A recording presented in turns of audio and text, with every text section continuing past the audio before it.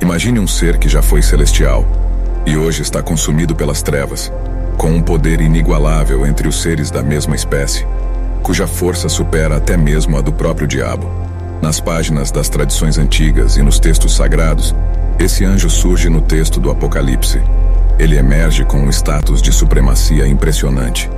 Seu nome aparece diante das sombras, uma figura misteriosa e imponente que desperta nossa curiosidade e nos convida a explorar as profundezas de sua influência sombria. Os anjos são seres celestiais que despertam o interesse das pessoas, inclusive aquelas que não são cristãs. Com poderes sobrenaturais, eles são responsáveis por proteger e guardar a vida dos filhos de Deus, atendendo às suas necessidades de acordo com as ordens do Pai. A Bíblia diz no livro de Hebreus que existem milhares e milhares de anjos no céu. Porém, a palavra do Senhor nos apresenta os nomes de apenas alguns deles. 3 desses nomes são de conhecimento da maioria das pessoas que estudam as Escrituras, mas o 4º nome quase ninguém ouviu falar. E é sobre esses 4 seres que nós vamos falar no vídeo de hoje. Antes de prosseguirmos, é importante deixar algo muito claro. Os anjos não são espíritos de pessoas que morreram. A afirmação de que as pessoas boas que morrem aqui na Terra se transformam em anjos de Deus é falsa. A Bíblia é muito clara ao afirmar que nós, seres humanos, e os anjos não fazem parte da mesma classe de criaturas do Senhor. Isso está escrito no Salmo 8, que nos lembra da posição do homem em relação aos seres celestiais. Quem é o homem para que com ele te importes, e o filho do homem para que com ele te preocupes? Tu fizeste um pouco menor do que os seres celestiais, e o coroaste de glória e de honra. Tu fizeste dominar sobre as obras das tuas mãos. Sobre os seus pés tudo puseste, todos os rebanhos e manadas e até os animais selvagens, as aves do céu, os peixes do mar e tudo o que percorre as veredas dos mares. Outra coisa que quero que você saiba é que entre os seres celestiais que vamos estudar, também estão os anjos caídos, que foram expulsos do céu e lançados à terra. O primeiro anjo mencionado pela Bíblia pelo nome é Satanás. De acordo com o capítulo 1 do livro de Gênesis, no 2º dia da criação, após já ter feito o dia e a noite, Deus criou o céu. Alguns estudiosos dizem que nesse mesmo dia foram criados os anjos, e entre eles havia um que impressionava por sua beleza e poder. Esse querubim é chamado por muitas pessoas de Lúcifer. Apesar de não encontrarmos esse nome nas Escrituras Sagradas, o seu significado é anjo de luz ou estrela da manhã. A história da queda de Satanás é contada em 2 capítulos do Antigo Testamento, em Ezequiel capítulo 28 e Isaías capítulo 14. Ele era um anjo poderoso e cheio de sabedoria. Talvez tenha sido o ser mais belo e esplêndido criado por Deus. Isso pode ter sido motivo de grande honra para esse anjo, mas ele não se contentou com tudo o que tinha ao lado do Senhor e deixou que sua beleza e alta posição na hierarquia celeste subissem a cabeça. A Bíblia nos mostra em Ezequiel capítulo 28 que Satanás permaneceu perfeito em seus caminhos até que a iniquidade foi encontrada em seu coração. Veja o que está escrito. Seu coração tornou-se orgulhoso por causa de sua beleza, e você corrompeu a sua sabedoria devido ao seu esplendor. Por isso eu o atirei à terra, e fiz de você um espetáculo para os reis, devido ao seu orgulho. Lúcifer decidiu que queria construir seu trono acima de Deus, e convenceu cerca de 1/3 dos anjos a apoiá-lo. Houve então uma batalha no céu, e os anjos que permaneceram ao lado do Senhor derrotaram os que se rebelaram. Veja o que a palavra de Deus diz sobre esse momento. Houve uma guerra no céu. Miguel e seus anjos lutaram contra o dragão, e o dragão e seus anjos revidaram. Mas estes não foram suficientemente fortes, e assim perderam seu lugar no céu. O grande ladrão foi lançado fora. Ele é a antiga serpente chamada Diabo ou Satanás, que engana o mundo todo. Ele e seus anjos foram lançados à terra. O exército de anjos rebeldes não foi suficiente para vencer as hostes celestiais. Os perdedores foram enviados para a terra, daí o termo anjos caídos. E no final dos tempos eles serão lançados no lago de fogo e enxofre por toda a eternidade. Não satisfeito com a derrota, Satanás decidiu destruir a raça humana, a mais perfeita criação de Deus. Então, lemos no livro de Gênesis que ele se disfarçou de serpente. Foi até o jardim do Éden e convenceu Adão e Eva a comerem do fruto da árvore do conhecimento, que havia sido proibido por Deus. O pecado entrou no mundo, e o casal perdeu a intimidade com o Criador, sendo expulso do paraíso. E hoje, assim como no passado, Satanás faz tudo o que está ao seu alcance para trazer condenação aos seres humanos, desviando-os do caminho da salvação que é oferecida através do sacrifício de Jesus. A Bíblia diz que para enganar os filhos de Deus, ele é capaz até mesmo de se disfarçar em um anjo de luz. Segundo a Bíblia, Miguel, o arcanjo, é um dos mais conhecidos e poderosos anjos de Deus. Ele pertence a uma ordem superior entre os anjos e é um ser celeste que atua como mensageiro em missões especiais. Além disso, ele é um grande guerreiro. O livro de Apocalipse, capítulo 12, nos mostra que foi ele quem liderou o exército de anjos no céu contra Satanás. Outra passagem que chama bastante atenção está no livro de Judas, que relata que Miguel lutou contra o diabo pelo corpo de Moisés.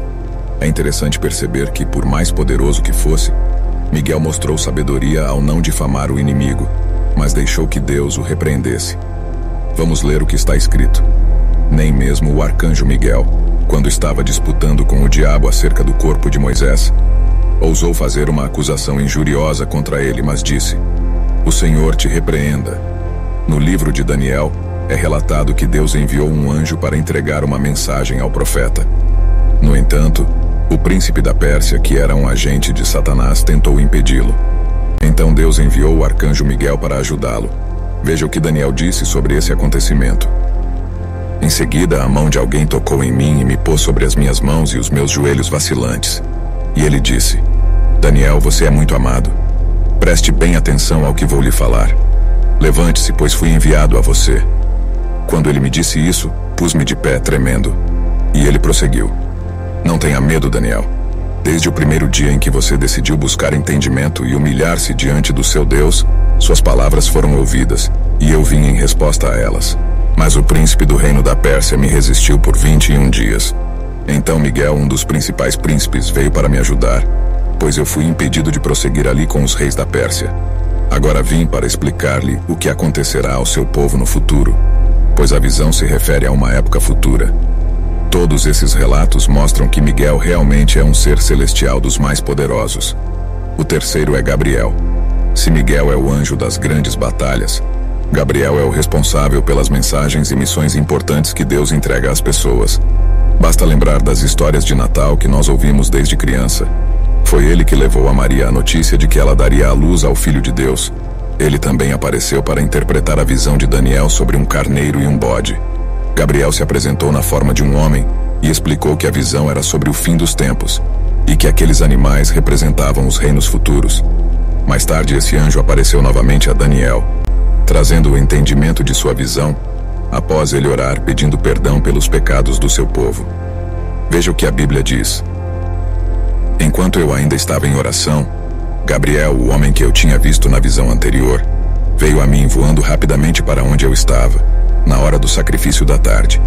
Ele me instruiu e disse: "Daniel, agora vim para dar-lhe percepção e entendimento.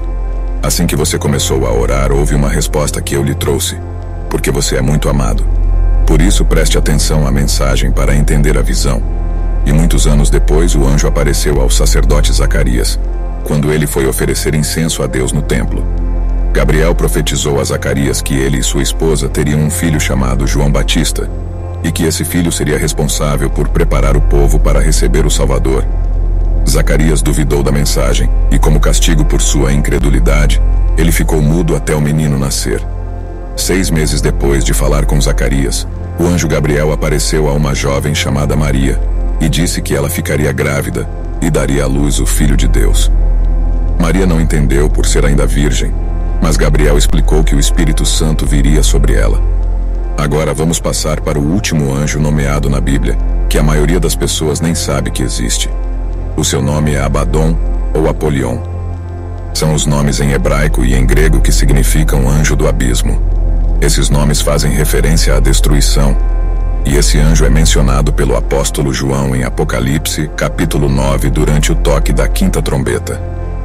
Vamos ver o que a Bíblia diz sobre ele. O 5º anjo tocou a sua trombeta e viu uma estrela que havia caído do céu sobre a terra. A estrela foi dada a chave do poço do abismo. Quando ela abriu o abismo, subiu dele fumaça como a fumaça de uma gigantesca fornalha. O sol e o céu escureceram com a fumaça que saía do abismo. Da fumaça saíram gafanhotos que vieram sobre a terra. Foi-lhes dado o poder, como o dos escorpiões da terra. Eles receberam ordem para não causar dano à relva da terra, nem a qualquer planta ou árvore, mas apenas aos que não tinham o selo de Deus na testa. Não lhes foi dado o poder para matá-los, mas sim para atormentá-los durante 5 meses. A agonia que sofreram era como a picada de escorpião. Naqueles dias os homens procurarão a morte, mas não a encontrarão. Desejarão morrer, mas a morte fugirá deles. Os gafanhotos pareciam cavalos preparados para a batalha. Tinham sobre a cabeça algo como coroas de ouro. O rosto deles parecia rosto humano. Os cabelos deles eram como de mulheres, e os dentes como os de leão. Tinham couraças como de ferro, e o som de suas asas era como o barulho de muitos cavalos e carruagens correndo para a batalha. Tinham caudas e ferrões como os de escorpiões, e na cauda tinham o poder para atormentar os homens durante 5 meses. Tinham um rei sobre eles, o anjo do abismo, cujo nome em hebraico é Abaddon, e em grego Apollyon. Lembro do que eu disse no começo deste vídeo, que Lúcifer perdeu uma batalha no céu e foi lançado à terra. Alguns teóricos acreditam que Abaddon ou Apollyon seriam ele próprio, Satanás. Porém, essa teoria é pouco provável. Afinal de contas, Lúcifer não foi o único que caiu do céu após a batalha contra o exército de Deus, não é mesmo? Na verdade, esse é mais um anjo caído que se tornou líder de uma horda que governa. Mas nós devemos sempre lembrar que o controle de tudo está nas mãos de Deus. É Ele quem determina o tempo de abertura e fechamento do abismo, do qual Abaddon aparece como governante. Isso significa que, na realidade, Deus é quem detém essa chave, mas de acordo com seus propósitos divinos e o cumprimento de seus planos, Ele cede essa chave ao diabo para atormentar as pessoas que não se renderam a Jesus Cristo durante a grande tribulação. E isso explica por que esse anjo é descrito como rei do abismo em Apocalipse capítulo 9. E assim como Satanás e seus outros demônios, Abaddon ou Apollyon também será derrotado por Cristo no final dos tempos e passará a eternidade no lago de fogo no inferno. Obrigado por nos acompanhar em mais um vídeo. Fiquem todos na paz e até a próxima.